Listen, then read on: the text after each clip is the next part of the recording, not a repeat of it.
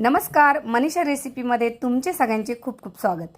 आज आपण करणार आहोत आंब्याचा असा पदार्थ का तो आपण वर्षभर खाऊ शकतो।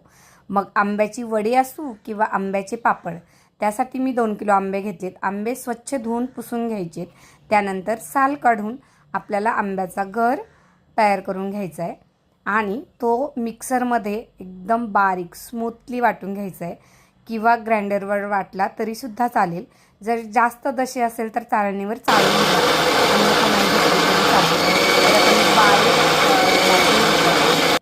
पूर्ण पल्प काढून झाल्यानंतर तो एका कढईमध्ये आपल्याला गरम करून घ्यायचा आहे।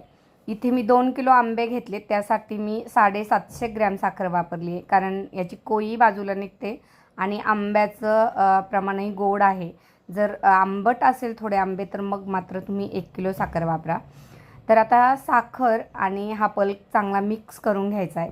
यामध्ये आपल्याला 1 लिंबाचा रस वापरायचा आहे। तर लिंबाचा रस व्यवस्थित गाळून घ्यायचा आहे, जेणेकरून बी वगैरे आतमध्ये जाणार नाही। यामुळे काय होतं, टेस्ट तर छान येतेच, पण त्याचं स्ट्रक्चरसुद्धा फार छान स्मूथ बनतं, हलका होतो असा आणि रंगही चमकदार होतो त्याचा। तर आता आपण ताटामध्ये थोडंसं तूप लावून ताटं तयार करायची आहे, कारण आपल्याला लेयर या ताटांमध्ये लावून सुकून घ्यायच्यात।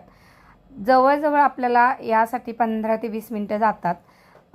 चांगला शिजून झाला, शिजलेला कसा समजायचा, तर हातामध्ये चिमटीमध्ये थोडीशी सॉफ्ट तार आली पाहिजे किंवा या पद्धतीने ताटावर तो पसरला गेला पाहिजे। तर या प्रमाणात आपल्याला तो बनवून घ्यायचा आहे।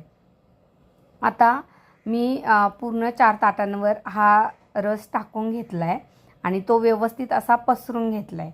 तर आपल्याला याला पूर्ण 1 दिवस सुकायला लागतो। उन्हात घातला तर ठीकच आहे, पण जर धूळ वगैरे असेल तर असा घरातच सुकवा त्याला। मी तर खिडकीमध्येच सुकवून घेतला आहे छान, आणि तो मस्त दुसऱ्या दिवशी याचे असे छान पापड तयार झालेले आहे। आता मी याच्या वड्या तयार करून घेणार आहे। तर मी आता तुम्हाला दाखवली, लेयर पण किती छान आली आहे। तर चाकूनी त्याच्या कडा व्यवस्थित मोकळ्या करून घ्यायच्यात। त्यानंतर ताटावरच तो असा छोट्या छोट्या पीसमध्ये कट करून घ्यायचा। एकतर तुम्ही याचे रोल बनवू शकता किंवा चौकोनी आकाराची छान अशी आंबावडी एकावर एक ठेवून जशी आपल्याला बाजारात मिळते त्या टाईपमध्ये तुम्ही करू शकता। अतिशय सुरेख रंग आला आहे, चवही खूप अप्रतिम आली आहे। खरं तर ही वर्षभर टिकणारी रेसिपी आहे, पण आमच्याकडं ही अगदी 2 दिवसात मुलींनी फस्तही केली। तर तुम्हाला कशी वाटली नक्की सांगा।